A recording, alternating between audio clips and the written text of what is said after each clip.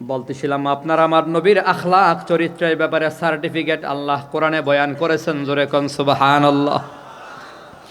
নুন ওয়াল কলামি ওয়া মা ইয়াসতুরুন মা আনতা বিনি'মাতি রাব্বিকা বিমাজনুন ওয়া ইন্না লাকা লাআজরান গায়রা মামনুন ওয়া ইন্নাকা লাআলা খুলুকিন আযীম। আল্লাহ তাআলা বলে নুন, যার অর্থ দুনিয়ার কারো জানা নাই। আল্লাহু আ'লামু বিমুরাদিহি, একমাত্র এর অর্থ আল্লাহ জানে। জোরে বলেন কে? আলিফ লাম মিম, এর অর্থ জানেন একমাত্র কে? নুন, এর অর্থ আল্লাহ জানে। এরপরে আল্লাহ বলে ওয়াল কলামি ওয়া মা ইয়াসতুরুন, কলমের কসম, কলমের লেখার কসম। মুফাসসিরিনে কেরাম বলে আল্লাহ তাআলার বলা কসম খাওয়ার ভেতরে সবচেয়ে দামি কসম হলো এই দুই কসম, কলমের কসম, কলমের লেখার কসম। এরপরে আল্লাহ বলে মা আনতা বিনি'মাতি রাব্বিকা বিমাজনুন, নবী গো আপনি আল্লাহর অনুগ্রহে পাগল না, আপনার জন্য অনিঃশেষ নিয়ামত পুরস্কার রয়েছে। এরপরে আল্লাহ তাআলা সার্টিফিকেট বয়ান করে ওয়া ইন্নাকা লাআলা খুলুকিন আযীম, নিশ্চয় নবী আপনি হলেন আখলাকে আযীমাওয়ালা, সর্বোত্তম চরিত্রের অধিকারী। বলেন সুবহানাল্লাহ। আপনার আমার নবী হলেন আখলাকে আযীমাওয়ালা, আখলাকে আযীম। আরে খুলুকে আযীম, আখলাকে আযীমা কারে বলে? আখলাকে আযীমাওয়ালা নবীর বৈশিষ্ট্য হলো 63 বছর জীবনে কাউরে গালি দেয় নাই। 63 বছরের জীবনে আমার নবী কাউরে ধমক পর্যন্ত দেয় নাই, নিজের স্বার্থে কখনো কাউরে থাপ্পড় দেয় নাই, কাউরে গালি দেয় নাই, কাউরে বকা দেয় নাই, নিজের স্বার্থে কখনো কারোর সাথে খারাপ আচরণ করে নাই। 63 বছর কাটাইয়া দিলেন। আনাস ইবনে মালিক রাদিয়াল্লাহু আনহু বলে খাদামতুন নাবিয়্যা সাল্লাল্লাহু আলাইহি ওয়াসাল্লাম 10 সিনিন, 10 বছর নবীর খেদমত করেছি। লা ক্বালা লি উফিন, 10 বছরে একদিনও নবী উফ শব্দ করে নাই।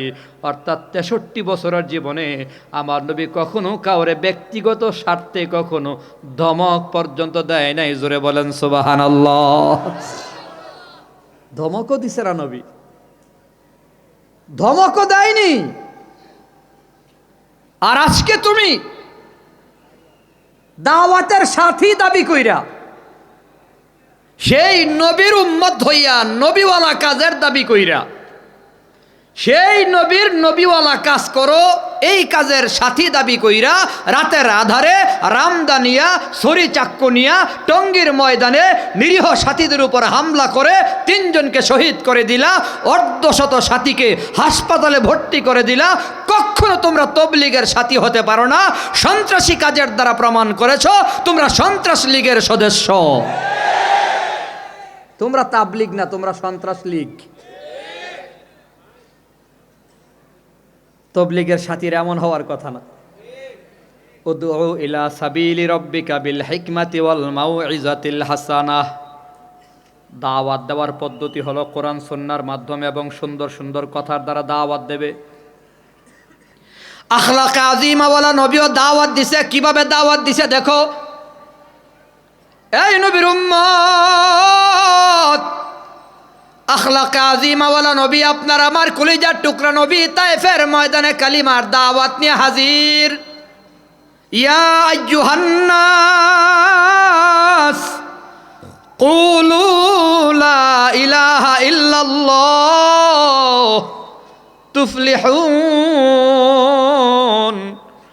আপনার আমার নবী দাওয়াত দিতেছে কালিমা বলা হয়ে যাও, জান্নাত পেয়ে যাও, কামিয়াব হয়ে যাও। তায়েফের ময়দানে নবী দাওয়াত দেয়। ইতিহাস আমরা সকলে জানি, কাফের বেঈমানের বাচ্চারা নবীরে পাথর মারতে শুরু করলো। পাথর গোলাও তো সোজা সাপটা কোনো পাথর না, ধারালো পাথর, কোনাইসা কানাইসা পাথর, ধারালো পাথর। যায়েদ রাদিয়াল্লাহু তাআলা আনহু নবীর সাথে আছিলেন। যায়েদ রাদিয়াল্লাহু আনহু বলে পাথরগুলো নবীর গায়ে যায় নবীর পাঞ্জাবি ছিদ্র করে ফেলে, এরপরে চামড়া মোবারক ছিদ্র হইয়া, গোশত ছিদ্র হইয়া, গায়ের ভিতর পাথর লাইগা থাকে। আমি জায়েদ আঙ্গুল দিয়া গোতা দিয়া পাথর বের করি, আঙ্গুল দিয়া গোতা দিয়া যখন পাথর বের করি এত রক্ত বের হয়, আমার আপনার নবী একবার নয়, দুইবার নয়, তিনবার মাটিতে অজ্ঞান হইয়া পড়ে যায়। আপনার আমার নবী অজ্ঞান হয়ে মাটিতে পড়ে যায়। আমার নবী জ্ঞান ফিরে আসার পরে চিৎকার মাইরা আল্লাহরে কয়, আল্লাহ গো, কোন জায়গায় আমারে পাঠাইয়া দিছো? কাদের মধ্যে কোন ধরনের লোকের মাঝে আমারে পাঠাইয়া দিছো? এরা পাথর মেরে মেরে মেরে মেরে আমাকে শেষ করে দিতেছে। ও মুসলমান নবীর উম্মতারা শোনো, আপনার আমার নবী যখন তাইফের ময়দানে চিল্লি মাইরা আল্লাহরা ডাক দিছিল, আসমানের সকল ফেরেশতা একসাথে চিৎকার মাইরা আল্লাহরা ডাক দিছিল। আসমানের সকল ফেরেশতা দুইবার আল্লাহরা ডাক দিছে চিৎকার দিয়া, দুইবার সব ফেরেশতা এট এ টাইমে এক সময় আল্লাহরে চিৎকার মাইরা ডাক দিছিল। একবার যখন ইউসুফ নবীকে কুয়ার ভেতরে ফেলে দেয়, ছোট মাসুম সুন্দর চেহারাওয়ালা বাচ্চা ইউসুফ নবীকে ফেলে দেয়, ইউসুফ নবীরে ভাইরা যখন কুয়ার ভেতরে ফেলে দেয়, আসমানের সকল ফেরেশতারা কান্না করেছিল। আরেকবার কান্না করেছে, আরশ বহন করে ফেরেশতারাও কান্না করেছে, জিবরাইল আমিন কান্না করেছে, মিকাইল ইসরাফিল ফেরেশতা কান্না করেছে, আজরাইল এত কঠিন দিল ওয়ালা একজন ফেরেশতা, মানুষের রূহ কবজ করে যার মায়া হয় না, ওই আজরাইলও কান্না করেছে। আসমানের সকল ফেরেশতা চিৎকার মেরা আল্লাহকে ডাক দিয়া কয়, আল্লাহ গো, আপনার হাবিবের কোথায় পাঠাইয়া দিলেন? আপনার হাবিবের পাথর মেরে মেরে শেষ করে দিতেছে। গভীর মনোযোগ দিয়ে শুনো ও মুসলমান নবীর উম্মতেরা, আসমানের সকল ফেরেশতারা আল্লাহর কাছে বিচার দেয়। আপনার আমার নবীর চিৎকারের সাথে সুর মিলাইয়া আসমানের সব ফেরেশতা আল্লাহরেও বলে, আল্লাহ কোথায় আপনার হাবিবের পাঠিয়ে দিছেন? তায়েফের ময়দানে পাথর মেরে মেরে নবীকে শেষ করে দিতেছে গো আল্লাহ। তখন আল্লাহ তাআলা জিবরাইল আমিনকে দলবল সহ পাঠায়া দেয়। আল্লাহ বলে, জিবরাইল আমার বন্ধুরে জিজ্ঞেস কইরো, আমার বন্ধু যদি অনুমতি দেয় তায়েফের বেঈমানদের মাটির সাথে মিশাইয়া দিও। জিবরাইল আমিন আয়েশা নবীর অনুমতি চায়। ও নবী, আপনি যদি অনুমতি দেন, আল্লাহ বলছে তাদেরকে মাটির সাথে মিশাইয়া দেওয়ার লাগি। নবী গো, আপনার অনুমতি চাই। আপনার আমার নবী কয়, জিবরাইল আমি হলাম দাইয়ান ইলাল্লাহ, আল্লাহর পথে মানুষকে দাওয়াত দেওয়ার জন্য আসছি।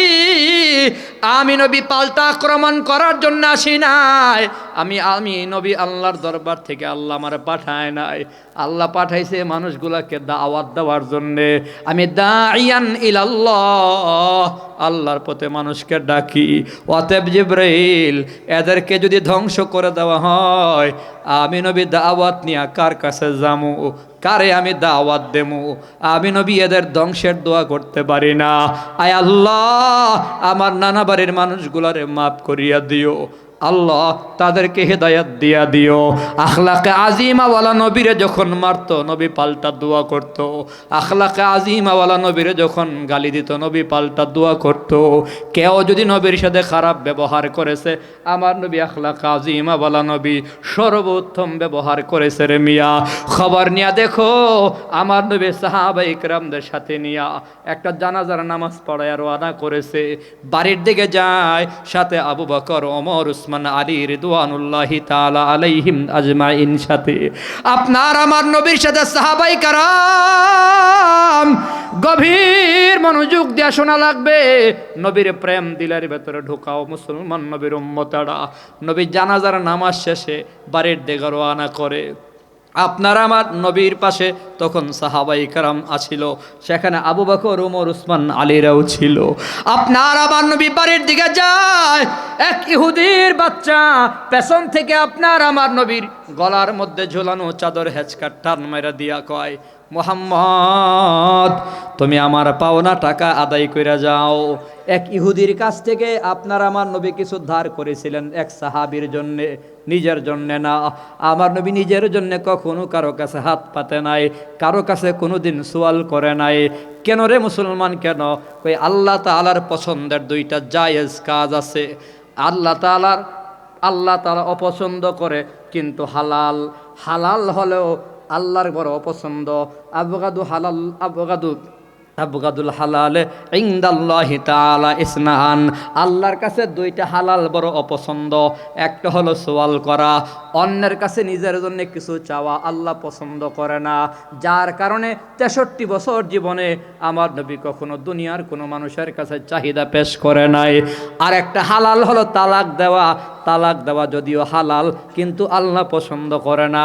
যার কারণে আপনার আমার নবী 11 জন বিবির সংসার করেছে, একজন বিবিকেও নবী তালাক দেয় নাই। নবী কখনো কারো কাছে হাত পাতেন নাই, নবী কখনো তালাক দেন নাই।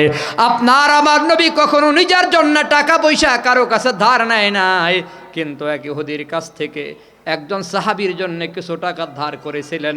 নির্ধারিত সময় ছিল, অমুক বারে তুমি তোমার টাকা নিয়ে যাবা।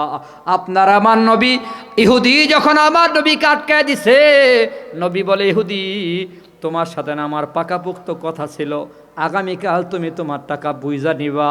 ইহুদি কয়, মুহাম্মদ তোমার বংশের লোকদের ভালো করেই চিনি, তোমাদের কথাবার্তার ভেতরে কোনো মিল নাই। তোমার বংশের লোকেরা বড় ধরনের বাটপার সিটার টাইপের। জোরে কর না নাউজুবিল্লাহ। ইহুদি বলে, মুহাম্মদ আগামীকাল বুঝি না, এখন আমার টাকা দিয়া যাওয়া লাগবে। আপনার আমার নবীর পেছন থেকে যখন রুমাল টান দিছে, রুমাল যায় নবীর গলায় চাইপা গেলেন, জিব্বা মোবারক প্রায় বের হয়ে গেল, চোখ থেকে পানি বের হয়ে গেছে, আমার নবীর চেহারা লাল বর্ণের হয়ে গেল। হযরত ওমর তরবারির খাপে হাত দিয়া কয়, নবী আপনি যদি অনুমতি দেন ইহুদির বাচ্চার দেহ থেকে মাথাটা আলাদা করে দেবো। ওমর তো ওমরই গরম হয়ে গেছে। আমার নবী কয়, ওমর কাজটা তুমি ভালো করো নাই, তুমি তো আমারেও বলতে পারতা। আরে আমার নবীর কথাবার্তা কেমন দেখো। ওমর তুমি তো আমারে বলতে পারতা নবী ইহুদির টাকা দিয়া দেন, আর না হয় ইহুদিরে বলতে পারতা ইহুদি নবীর সাথে বেয়াদবি না কইরা আদবের সাথেও তুমি তোমার টাকাগুলা চাইতে পারতা। ওমর ইহুদির টাকা বুঝায়া দাও, আর 32 কেজি খেজুর তারে বেশি দিয়া দিবা। হযরত ওমর জানবার চাইল, নবী পাওনা দিলাম ঠিক আছে, 32 কেজি খেজুর আবার অতিরিক্ত কেন দেমু? নবী কয়, তুমি যে হুমকি দিছ তার দেহ থেকে মাথাটা আলাদা করে দিবা। তারে ভয় দেখাবার কারণে, হুমকি দেওয়ার কারণে আমি নবী তোমার উপর জরিমানা করলাম, 32 কেজি খেজুর তারে দিয়া দিবা। হযরত ওমর তার পাওনা টাকা দিয়া দিল, 32 কেজি খেজুরও বাড়াইয়া দিয়া দিল। ইহুদি আবার হযরত ওমরকে জিজ্ঞাসা করে, ওমর বুঝলাম মুহাম্মদ আমার পাওনা আদায় করেছে, আজকে তো পাওনা আদায় করার কথা ছিল না। মুহাম্মদ মদিনার নেতা, সর্দার, বিচারক মুহাম্মদ নবী, আমরা ইহুদিরাও মুহাম্মদ নবীর বিচারক হিসেবে মাইনা নিছি। আমার মুহাম্মদ তো চাইলে আমার দেহ থেকে মাথাটা আলাদা করে দিতে পারত, কিন্তু আমার পাওনা আদায় করলো।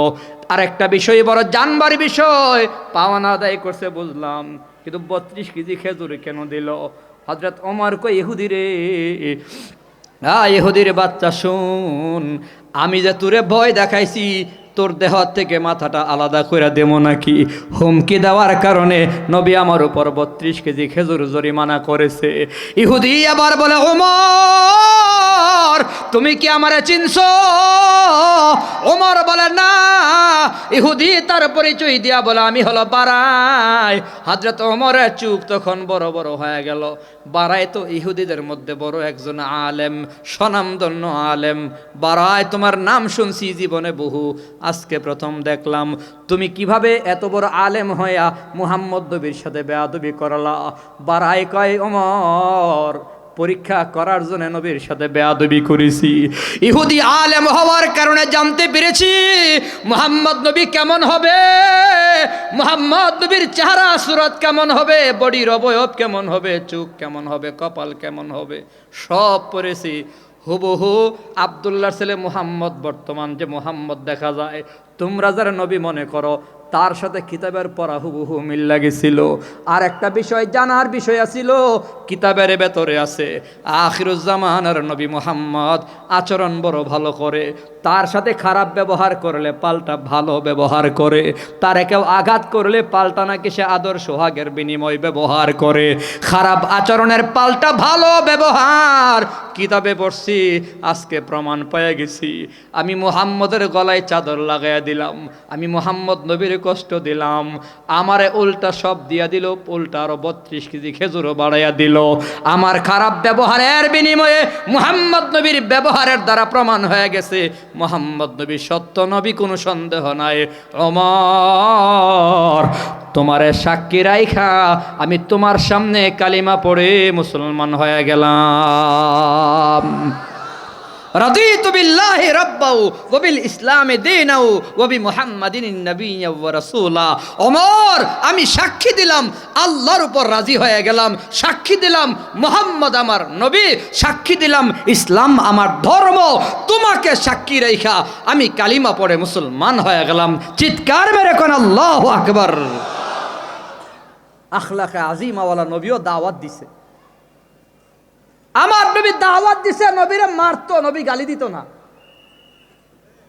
পাল্টা আঘাত করতো না। আর তুমি নবীওয়ালা কাজের দায়িত্ব কান্দে নিয়ে ঘুরো, সুযোগ পাইলে ছড়ি ঢুকাইয়া দাও। ফাইজলামি পাইছো? নবীওয়ালা কাজ হবে, নবীর ওয়ারিস উলামায়ে কেরামের তত্ত্বাবধানে, কোন সন্ত্রাসীদের দ্বারা নবীওয়ালা কাজের দরকার নাই। তোমাদের মতো সন্ত্রাসদের আমরা চিনে ফেলেছি, তোমরা কার দালালি করতেছো সেটা জাতি বুঝে গেছে।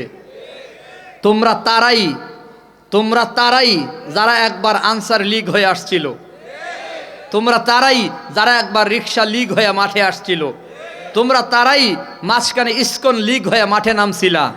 আপারে খুশি করার জন্যে, আপারে আবার গতিতে বসাবার জন্যে তোমরা আবার গাট্টি গুল কইরা তবলিগের সাথীও দাবি করো, প্রতি বিপ্লব ঘটাবার জন্যে। মনে রাখো, সন্ত্রাসী শেখ হাসিনার জায়গা বাংলার জমিনে হয়নি, তার দালালের জায়গাও বাংলার জমিনে হবে না। ওপারের ভয় আমাদের দিলে নাই, ওপার থেকে ভয় দেখায়, তার কাটার বেড়া সিরাবিরা বাম ব্রাহ্মণবাড়িয়া ঢুকে যাবো। আগরতলায় দেখছেন না, আগরতলায় খুব উৎপাত করছিল, ঢুকে যাইব। আমি দেখছি আবার সীমান্তে তার কাটার থেকে আরো প্রায় 600 মিটার দূরে আরেকটা তার কাটার বেড়া বানাইছে নিজেরা, বানায়া সেরা ঠেলাঢিলি করে আবার এপাশে নিজেদের বিএসএফ পুলিশ দাঁড় করায় রাখছে। আমরা দৌড় দেবো বাংলাদেশের দিকে ঢুকে যাইবার লাগি, তোরা কিন্তু আটকাইস। কারণ যদি ব্রেক ফেল করে ঢুকে যাই ব্রাহ্মণবাড়িয়ায়, তো ব্রাহ্মণবাড়ির পোলাপাইন যেই খারাপের খারাপ কাশি লয়ে বয়ে রইছে, সব গোলারে মুসলমানি কইরা ছাইরা দিব। ব্রাহ্মণবাড়িয়া আলাদা একটা জিনিস, কথা কোন ঠিক কিনা? এখানে কোনো বেঈমানের ছাড় ছিল না, কখনো ছাড় পাবে না। ওরা আমাদের ভয় দেখায়, হুমকি দেয়, বাংলাদেশ দখল করে ফেলবে। আমরা শান্তি চাই, পরিষ্কার ভাষায় ভারত প্রতিবেশী দেশ হিসেবে আমরা শান্তি চাই, মোহাব্বত চাই, ভালোবাসা চাই, বুকের সাথে বুক লাগাইয়া চলতে চাই, প্রতিবেশী সাথী বন্ধু হয়ে চলতে চাই। কিন্তু তারা যদি আমাদের গোলাম বানাবার চেষ্টা করে, তাদেরকে প্রভু হিসেবে মেনে নেওয়ার মতো সিদ্ধান্ত আমাদের নাই। বরং আমাদের উপর যদি প্রভুত্ব দেখাতে চাই, ভারত দখলের সিদ্ধান্ত আমাদের আছে।